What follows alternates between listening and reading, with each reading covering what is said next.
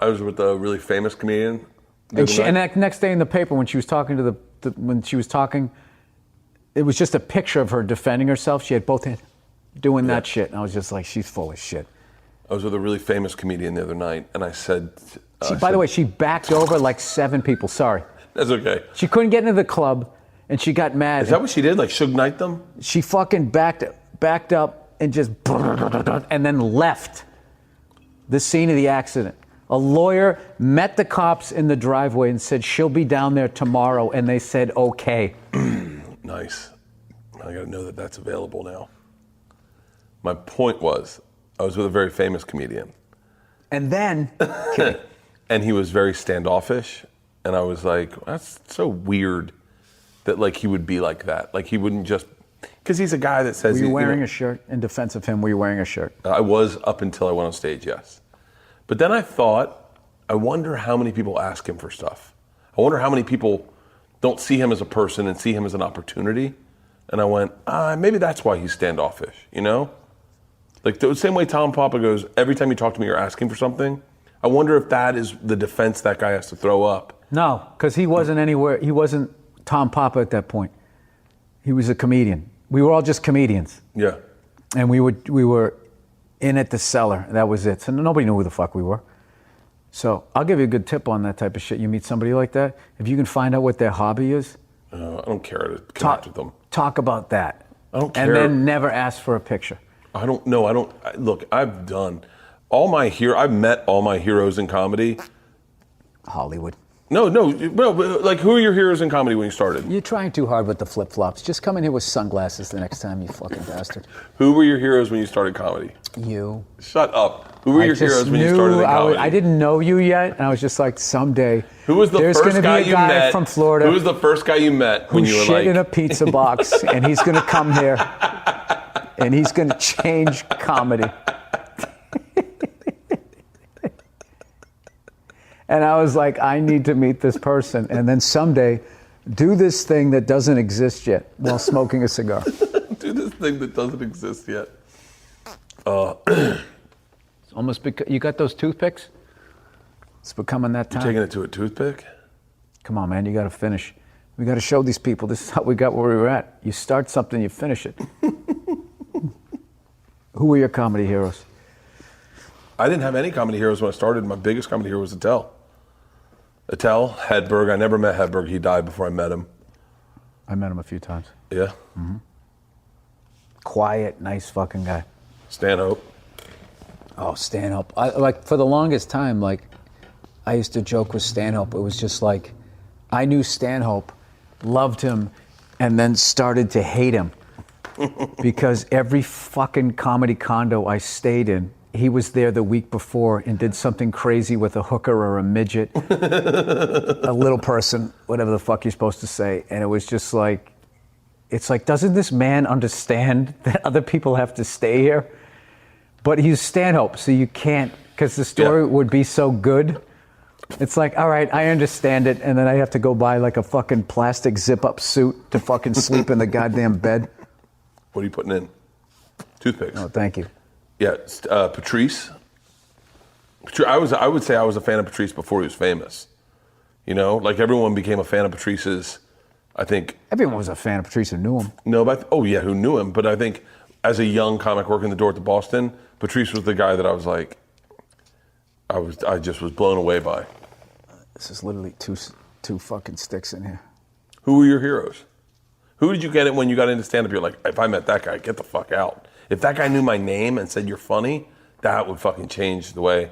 I mean, all right, I'll tell you this. As far as like, the top of the list was Pryor, and he was still around. And I remember my thing with him was all I wanted him to ever.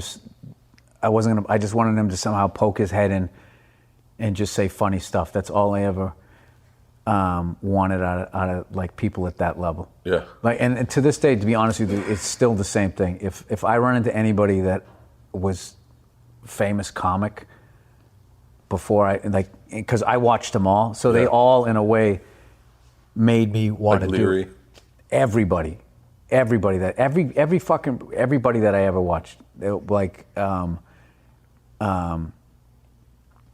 Oh, Jesus Christ. Who was, okay, it was Cheech and Chong.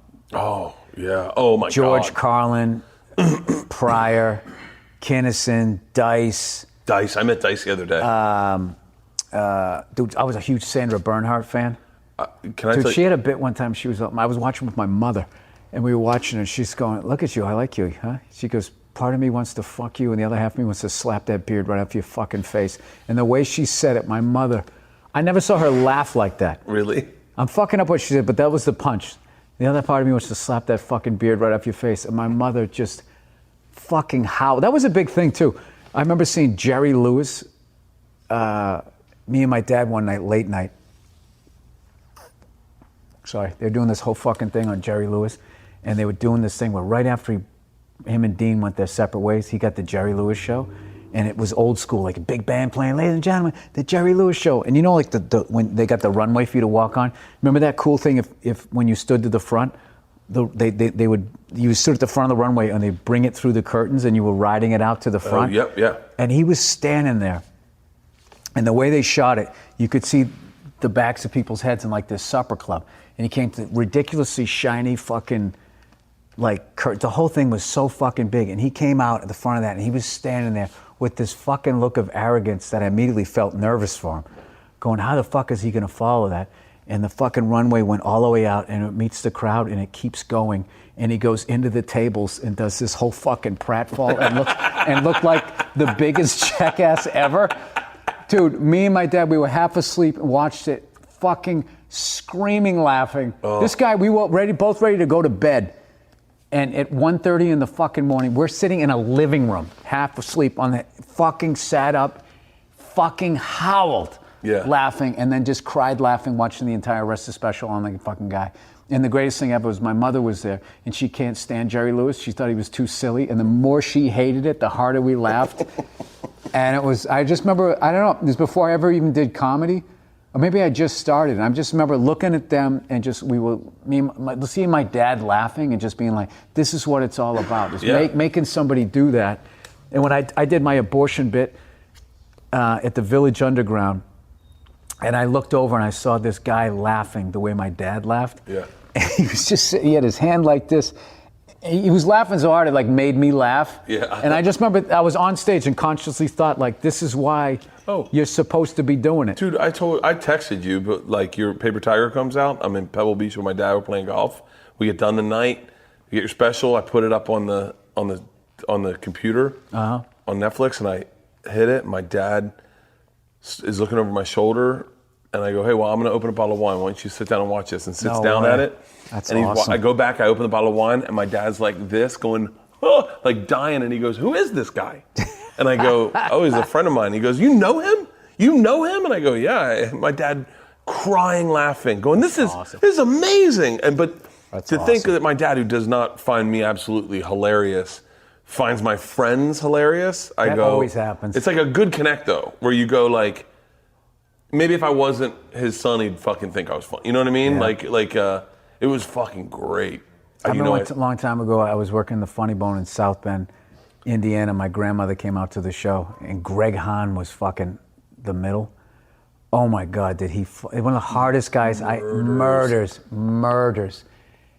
And the whole weekend, she was going, "You were so funny," but that guy in the middle, and I couldn't even get mad. I was just like, "Yeah, you should try going on after the guy." I mean, he was just fucking. It was just, he just went up there and was just he's just a force of nature. And I just remember, like, it's one of those things like, why isn't this guy having his own weekend? What the fuck is he doing here? Yeah. Fuck. What, I got 6 shows? Oh. Dude, I woke up after... I stopped watching them.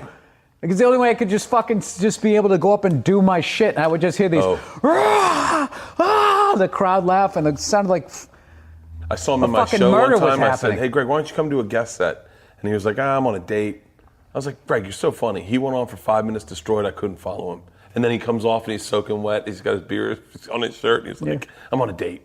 He just threw it back into the audience with this chick. Dude, I told you. We were talking about this before, and I won't say anything about this, but I'll just say roughly. I get done my special. I get a text from Binder, and saying, "You should check this out." And I read it, and How I go, great a guy is he? He's the one who directed my special. He's the greatest, dude. He's the greatest.